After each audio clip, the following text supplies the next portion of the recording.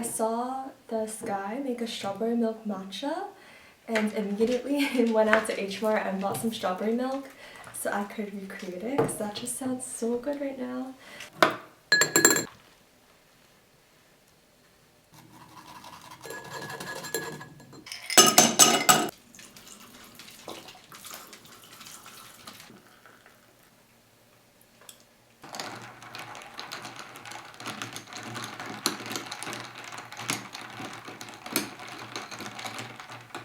Cheers!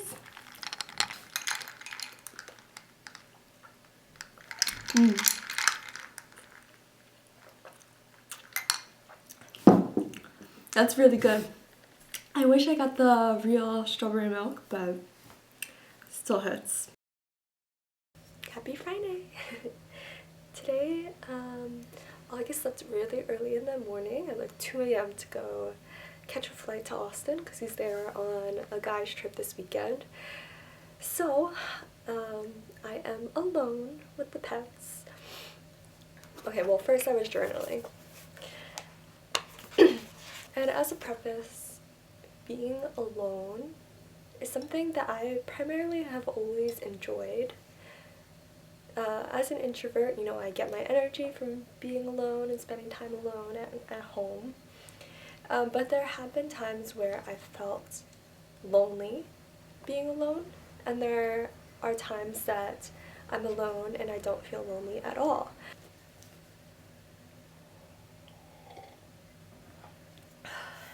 So this is what I wanted to touch upon in this week's vlogs. The art of being alone, but not being lonely. And I think I have really come to figure out what that means for me. I'm not gonna say that I'm so reliant on August because we do really spend a lot of time together. We are one of those couples who do everything together, very much in sync. So it is easy to feel at a loss when he's not around, especially for a few days. So I think it all starts with a clear headspace and setting intentions so you can find solace in your alone time.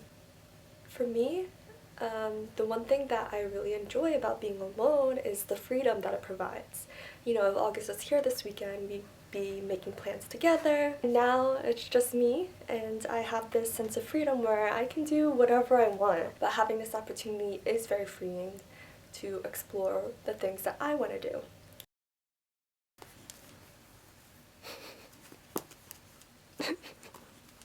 Why are you like this?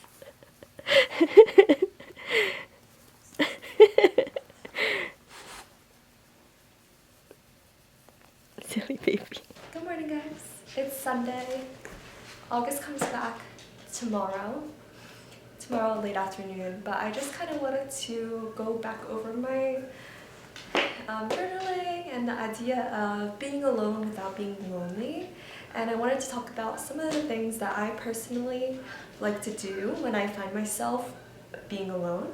Number one thing is working on my hobbies, actually, which I know is like self-explanatory, but for me, I am the type of person who constantly feels like I need to be checking things off my to-do list.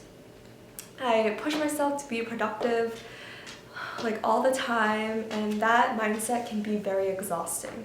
So when I'm alone and I find myself with the freedom and the flexibility with extra time, I really want to, you know, work on developing my hobbies and kind of doing things that I really enjoy. So for me personally, that's reading, popping around the thrift store and just looking around, finally watching the movies that have been on my watch list. So those are the things that I really prioritize this weekend.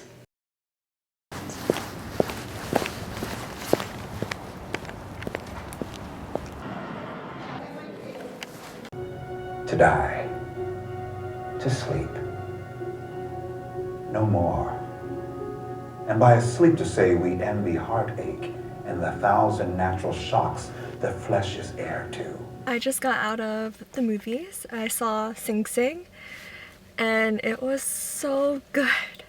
It was such a good story. It was very emotional and heart-wrenching and bittersweet, and I definitely cried several times. The story is very powerful. Basically, it's about this inmate who was in jail, and he was a founding member of a theater group in the prison, and he got a bunch of the inmates together, and every 6 months they would throw on a huge theater production, and it was a great way for them to get in touch with their emotions and to kind of escape the daily life of being in prison. And man, it was really, really good. I highly recommend that you watch it if you haven't yet.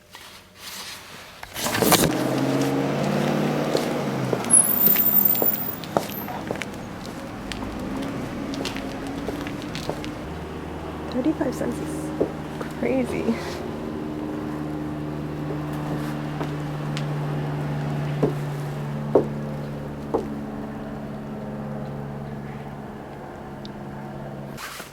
I found one book on my list, so it wasn't a complete fail.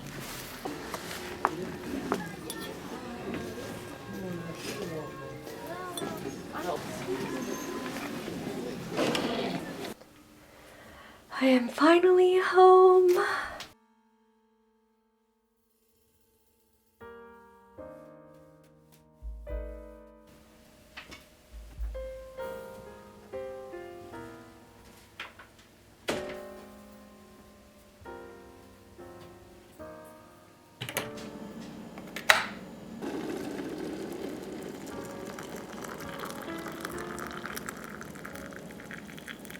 I am a freak, and I like to keep all the movies that I love and that I want to watch on a Notion page. So I haven't updated it in a little while, but I think I'm gonna choose something from here.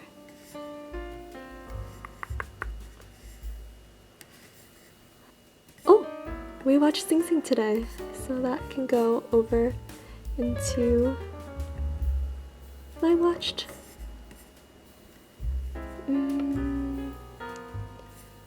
After Sun? Should I watch After Sun?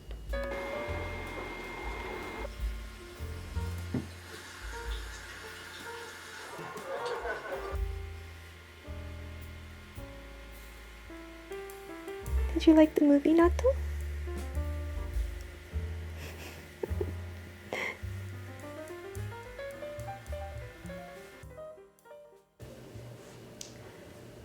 I think another way that you can be alone and not feel lonely is to put something on in the background. So play your favorite music, put a record on, listen to your favorite podcast, put your comfort show on in the background, and even just that little bit of background noise can make you feel like you're not so alone in such a big space.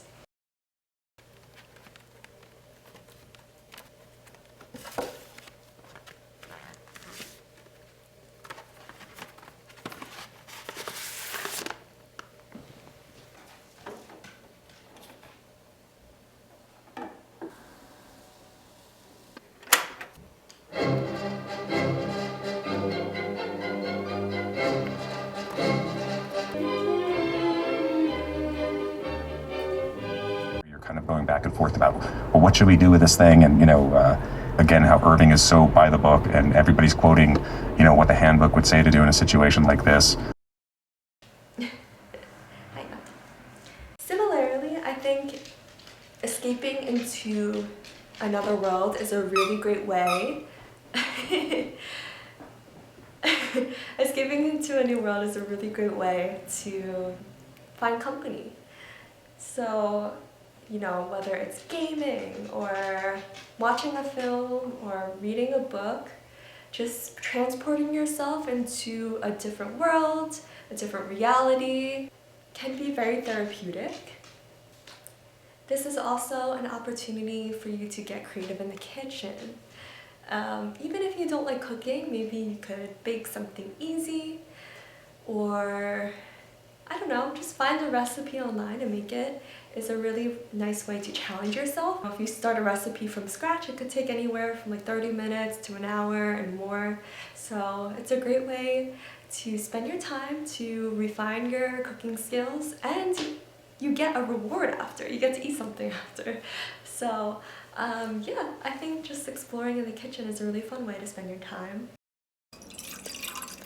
1 cup of water, 1 cup of sugar, and then we're gonna bring this to a boil. Wait until all of the sugar dissolves.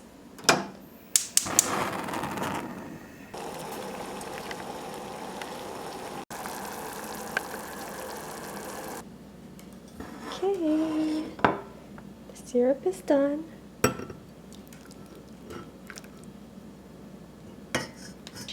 And apparently it can be stored in the fridge for up to a month. Honestly, I probably should have doubled it because I have a feeling this is going to be really, really good.